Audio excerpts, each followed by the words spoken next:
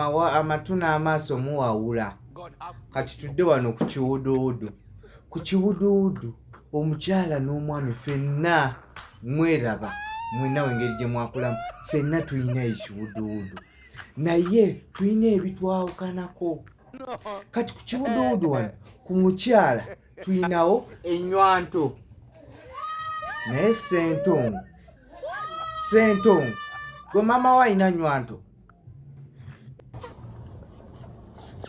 ojja kujja n'obisomesa ogira ogaayo.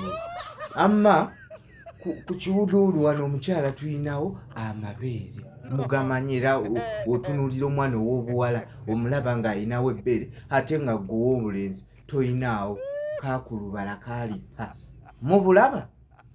Kati ne tukkirira wano ku baana ab'obuwala mukimanyi ne ku baana ab'obulenzi. Kati tutandike n'abaana ab'obulenzi. Wano abaana ab'obulenzi bayinawo waya naye sentongo jangu osomese. Muyinawo waya kyeki jangu obisomese. Ajja abibasomese oba kati agayulira mu kirasiya tosobola sirika kati mubimanyi.